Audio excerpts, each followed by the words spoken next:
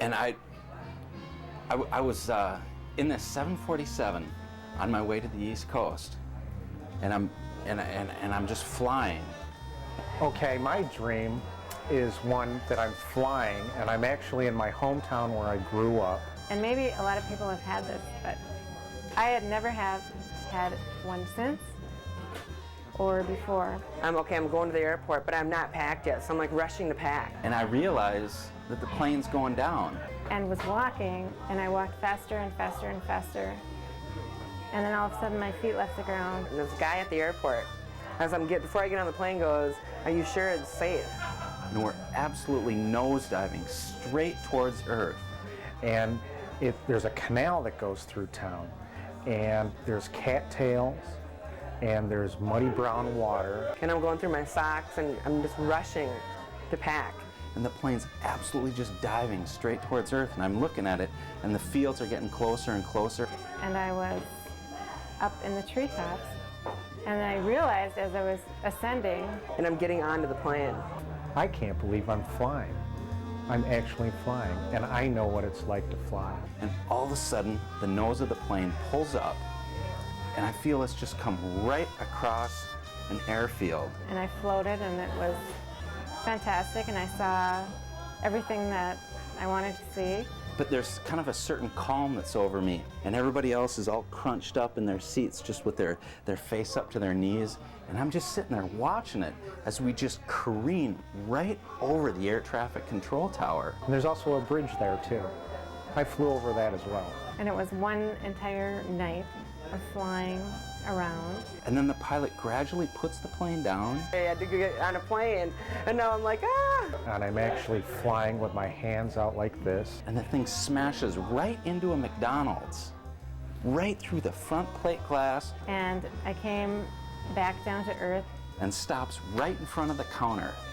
And all of us pop out the top, and the clerks are down there in the front asking us if we want cheeseburgers. That was my dream.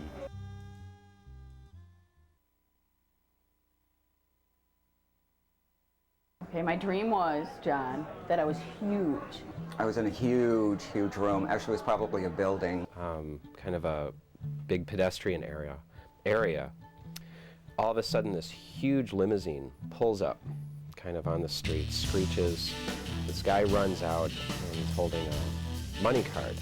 I was in Disney World or some place like that, and I was huge. And I go up these stairs, and then there's like all these like this activity, like right out of Glengarry Glen Ross, like people with like headphones and closers, and like this one of those LED things saying like close in Minnesota. Like the walls were so far away that you couldn't even see them.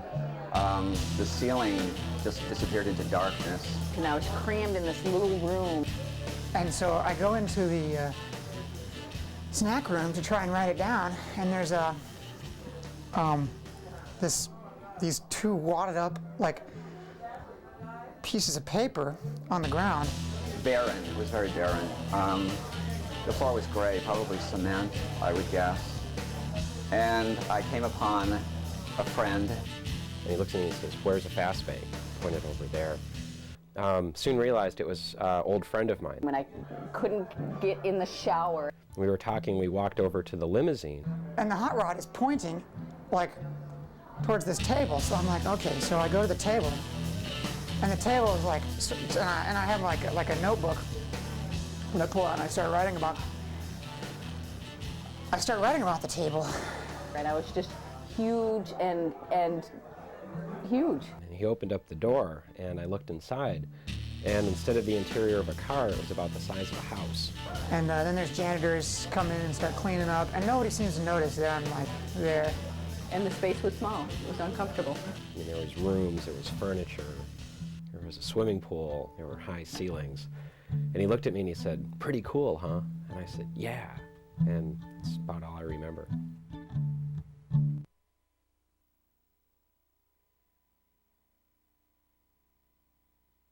I had this dream the other night where my ex-boyfriend, who I dated for many, many years, and then he dumped me to date this other woman. And he was sitting in a chair with his head lopped forward. I thought he was sleeping, and I tried to wake him up, but he wasn't sleeping, he was dead, which bothered me a great deal.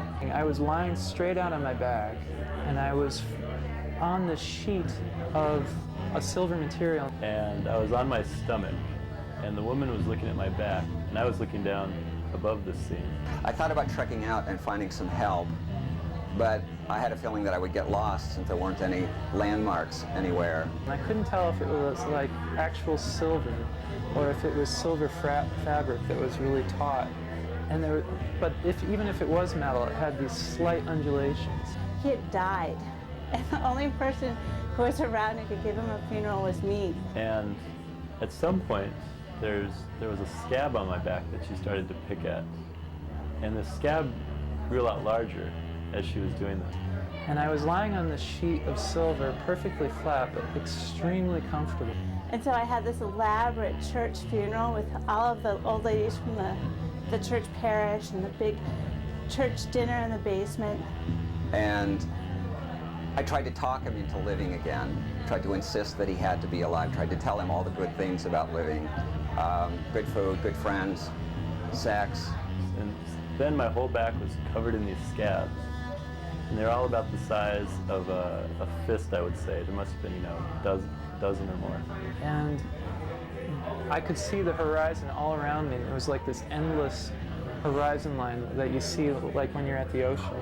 And there's just blue sky and... I was about to give up and something fluttered down from up somewhere, wherever it was. I thought it was a butterfly. I tried to catch it. And as she peeled this scab away, I was able to look down into my body, and it was just this big gaping hole with kind of a noodly type substance in it. Say at dusk and slight colors all around you, and I was just on this perfectly solid, or not solid, but slightly liquid silver. And everyone felt really sorry for me, and I really didn't care. I just did it because I was nice. That was my dream.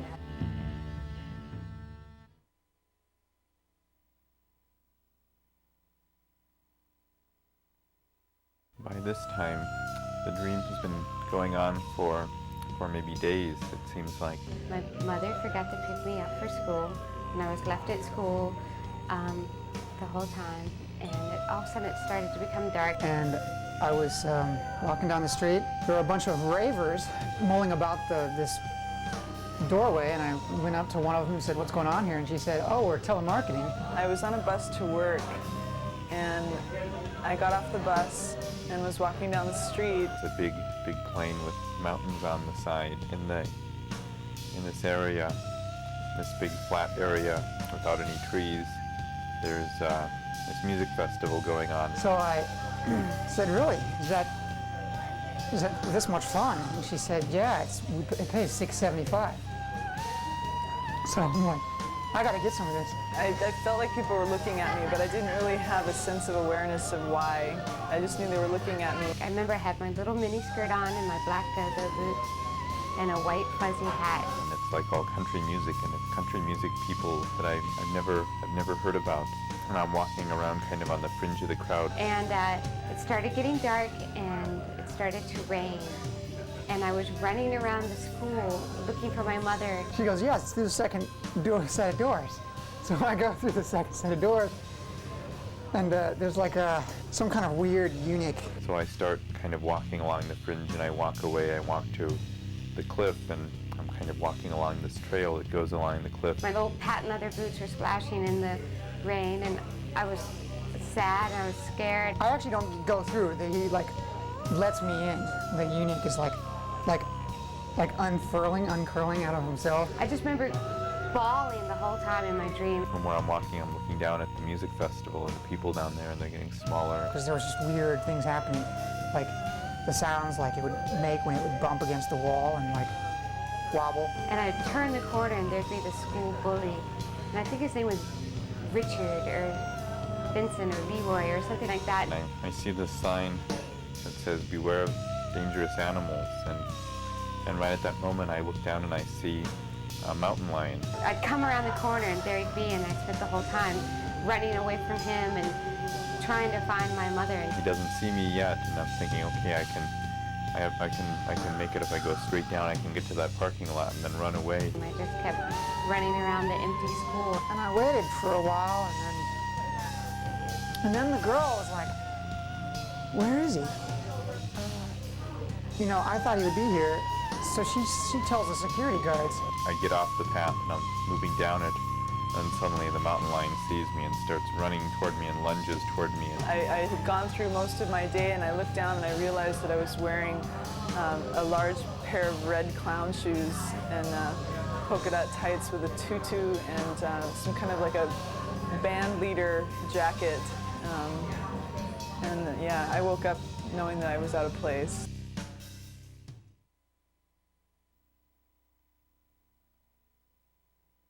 The best dream I ever had was, I don't know how many years ago. I was a section leader in one of the top high school marching bands in Illinois. And I dreamed that my hand was getting attacked by a rat. A play was going on the floor, and there were people sitting on the floor to watch it. That night I dreamed that I was in a grocery store, and when I went outside, I was in the middle of an impressionist landscape. I dreamt that I overslept one Saturday. I was back in high school and I overslept. Most people were sitting on one side of the floor. I went and sat on the other side where there were a few people. And it was in color. I know they say you don't dream in color. And I didn't know how to translate it. But then I figured out that if I concentrated really hard on the symbols, one by one or as a group. The actors weren't in costume, they were in street clothes, there weren't any prop. And this rat had like grabbed hold of my hand, it was biting me. And completely missed the football game, and I don't know. But this was, it was like you had the pinks of the Monets, and then it went into Manet. And as the play went on, the actors started rolling in sets, props, robots. That the words would appear on the paper. And I couldn't get it off. My director back then, he was like Adolf Hitler. My friend is screaming like, "Wake up, wake up!" I was sitting on the floor and sliding along, trying to get close to where there were more of the other people. I cracked my fingernail, and there was a stream of blood just running in a line from the ceiling all the way down the wall and all the way across the carpet. What appeared eventually was a very bad poem, which I probably can't repeat right now. Something about not committing pain, mostly about not committing pain. He looked like Hitler. Without the mustache. And everyone there was a part of it. It was pretty horrible. I had a really hard time shaking it off. I actually had to go and like sit in the bathtub just to feel like the cold porcelain for a while. You have just embarrassed yourself in front of the whole Glenbrook South High School marching band. How embarrassing. And I was doing very simple movements, still sitting on the floor, while some people more toward the middle were doing much more advanced movements. And then you had Starry Night, and I was in the middle of it. You know, that was the best dream I ever had.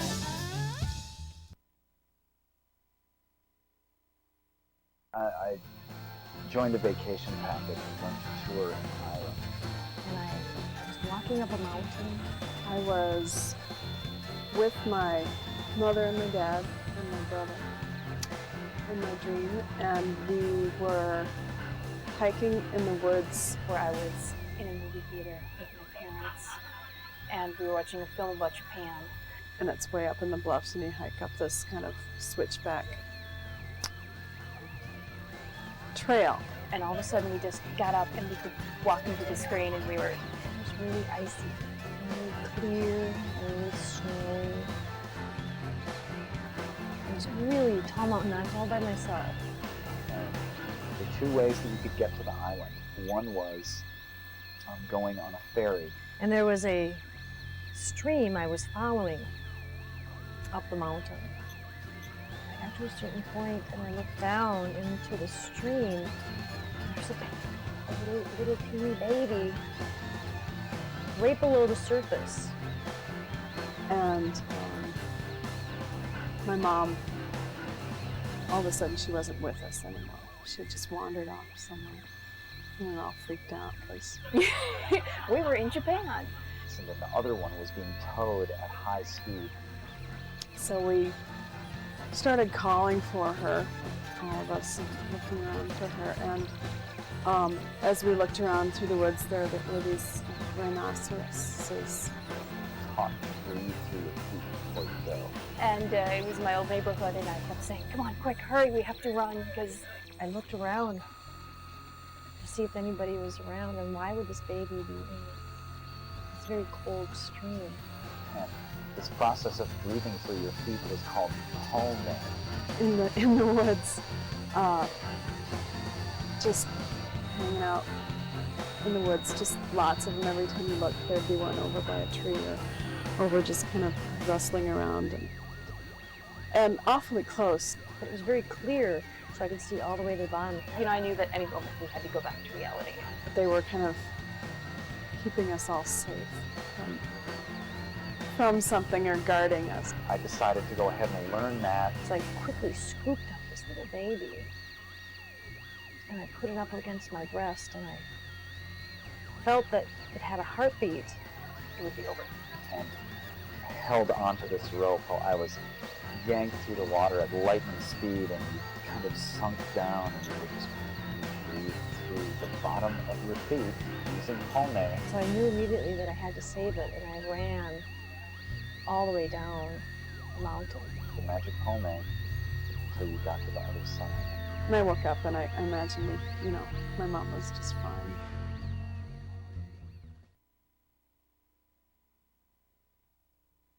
And I dreamt that I was in a car with a couple of my girlfriends. We were in a field, like this wide open field. Driving some sort of dune buggy over like a hilly grid pattern, and I'm just deathly afraid, and I have to get away. And all of a sudden I looked up and I noticed that there was some sort of like a rocket or a missile, and it was just heading towards the horizon.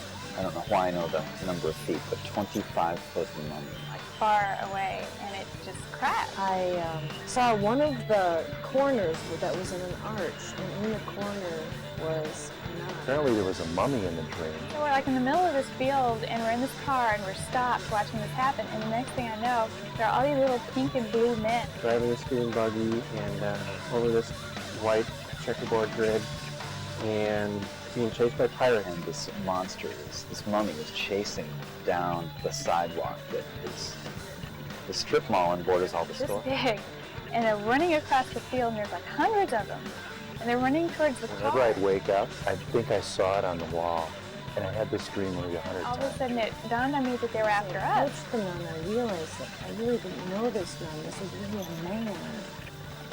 Dressed as a nun. You know, these little pink and blue men are running after us. You know, it's pirates, although they're not there. And we're driving as fast as we can through the field to get away from them, and a couple of them would hit the windshield, and they would like splatter like paintball.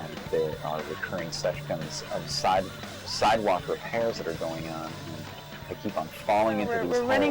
We're driving away from all these pink and blue men, and they're like, they don't even have faces. They're just covered from head to toe. All the while, an announcer is announcing kind of the pace of Next things. thing I know, we're heading out of this field, and we're going to safety, which I guess was my grandmother's house. I'm like, Andy's running and falling in the hole, and the mummy is coming up. The moment that I noticed that it was a man, I realized it was time for me to run because it was now dangerous. Pulling up to a house, and the house was at the top of a small hill. Before I could run, the nun took, or the man in a nun outfit took a knife out of the habit and stabbed me. Just like it's all chaotic, and the mummy is really We got to her house, and I gave her a big hug, like, oh, it's so great to see you. You know, we're safe from the pink and blue men. House I know was Karen Sutton's house, but she had And my mother was there, and I guess some other relatives were there, and I was like, you wouldn't believe what just happened. And they're like, I don't know, big missile, pink and blue men. I remember being terrified, and I would dream that this mummy would come. Like, wait, look! And I point to my windshield, and there are all the pink and blue splatters from all the pink and blue men that hit the windshield. And so they started to not be so skeptical.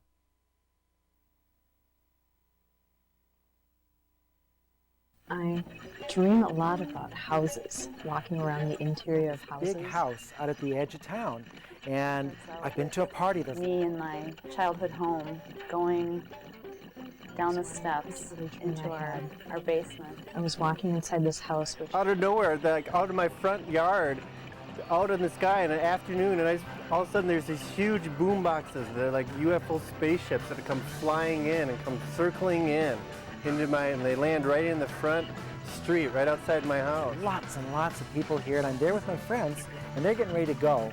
And I want to go with them, but I woke up in the dream, and I was home. There's this patio door that overlooks the woods. I remember lights streaming in. But I've got to find my coat. And I kept walking around this house, and every time I walked around it, I would discover a new room, which led to a new passageway. And these little aliens got out of these boombox spaceships, and I had to go meet with them. It was like I had to sign a contract. I'm just a little off the floor, and it's kind of this feeling where it's amazing how I'm that close, but not quite touching. Hanging from the patio door are 3 dead skinned people, and they're hanging by their fingers. I'm going from room to room to room, looking for my coat, looking and looking. To get up to the room where I was going to meet with them was like this twisting, turning, getting smaller hallways. Which led to a new stairway, which, you know, led to a new way of getting around the I'll learn how house. to lift off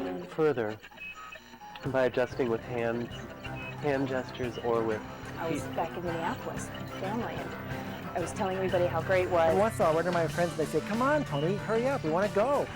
As soon as I find my coat." Except that I made a mistake and I walked outside and began to panic because I didn't want to be outside the house. So you're like, at first you're okay, and then it gets smaller, and then I actually had to crouch down and like lay down to get in through this door. And I was home and laying in bed and kind of in that half awake, half sleeping, just saying over and over, "Oh, I don't want to be here." They have nails pounded into their fingers, to their fingernails, and they're hanging in the patio window, covered in blood. The one that I remember is more like a school institutional type building, where eventually I can just kind of lift up and then hover around really high while interacting with people in the way that I normally would. So I turned back to the house, and it had shrunk into a very, very tiny I go to the house. next room, and the room's always packed, and there's always a pile of coats over the I'm not floor. ready to go home yet. I'm not ready. And then I woke up, and I was still in Japan. And I was still trying to get inside of it. I was trying to put my hands inside of it. I'm looking These are through these tiny coats. things. I never find my coat. I realized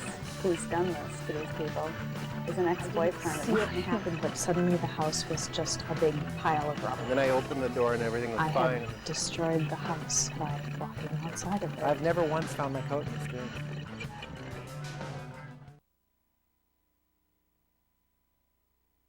I had this dream that I was a window washer on the space shuttle, and it was a great job. And the neat thing about it was I would actually wash the windows as the space shuttle was in orbit. I'm on this dock, and I'm with the dog, this little Welsh corgi. It's a short little dog that I had when I was growing up, and I spent a lot of time with the dog. We enjoy spending time together. Riding my bike down Summit Avenue in St. Paul, I discovered that if I pedaled fast enough, I could actually fly. One day, I was there washing the windows, and bam, I fell off the wing. And I'm falling through space at this great speed, and I realized nobody on the space shuttle knows I've fallen off. Feeling like I was flying right over the land, kind of in a desert. Yeah, but I'm in this swamp environment, and it feels like Louisiana or something, but a very gray, black and white kind of environment. Starts in a very nice, pleasant setting on a beach with friends and family, and it's a gorgeous day, and just wonderful. And people, everyone's flying in that dream, and they're landing on the various branches of the trees. So it's like people flying around, and then they'll like perch on these branches, almost like birds, but it's this slow motion flying. And I look down at the Earth, and I'm being pulled into the Earth's orbit, and then I'm freaking out, and I realize that I'm heading towards Earth. Where it was coming towards me, and I felt kind of unsettled by it. And I'm going to plummet through its atmosphere, hit the pavement, and die. A good time, and then all of a sudden this huge tidal wave comes in, and it's just huge. I'm standing and looking at it, and everyone is frozen, and it comes through, washes, and it goes back into the sea. And then I start to scream, and the next thing I know, I'm back on the space shuttle again, and I'm climbing on the wing. It was very obvious. It just kept pedaling, and you just seemed, wow, you know, if you do pedal, you can actually start flying. We're on this dock, and near the house where I go over to the window and I start banging on the window with my squeegee, and I said, "You guys, I totally need a parachute for this And it's job. a I devastating totally need a parachute." tidal wave, and I'm the only one remaining standing. And all strewn around me is fish, and some of it is still, you know, like still fluttering. You know how fish just comes out of the water and they're still. Kind of a feeling like had no control. And I look in the window, and it's the crew of the space shuttle looking out at me, laughing. They had seen everything that happened, and they're pointing and they're laughing. I just went to England and hung out and then flew back. Far, but I grew up near 50th Street in South Minneapolis.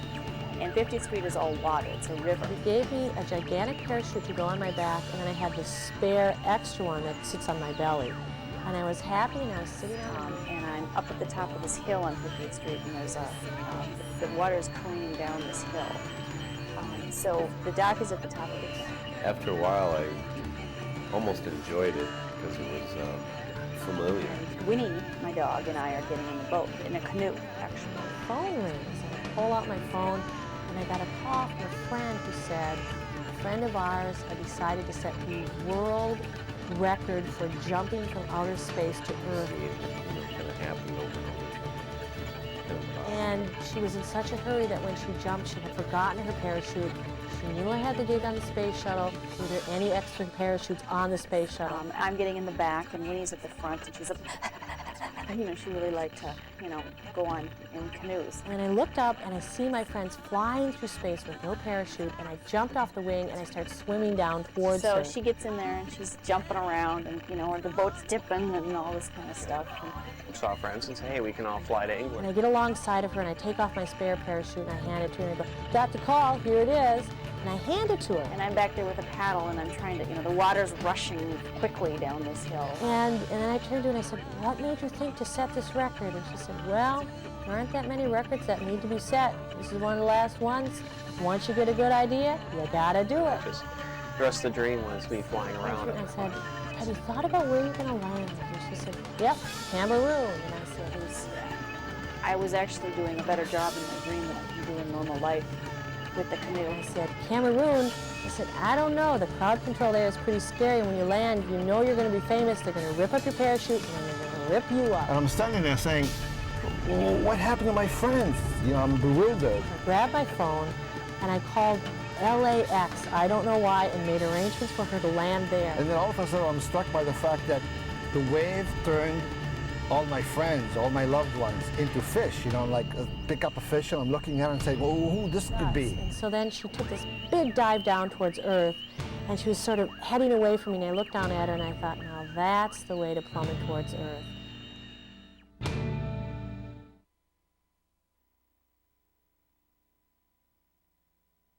And faster and faster. The plane's going down. And my feet under the ground. A little off the floor. And they're running across the field, and there's hundreds of them. And then you had starry night. I started writing rockets here. Guy at the airport, and I was just as I'm getting ready to use my open book letter. So I started kind of walking along the street, and I walked away, I walked closer, and as the play went on, started there, and the far as Jeff and I noticed that there was kind of a certain Landscape. I keep on falling. I decided to go back. It's a gorgeous day. There with my friends, and they're getting a mountain lion. I come around the corner and there's turning that's Big time.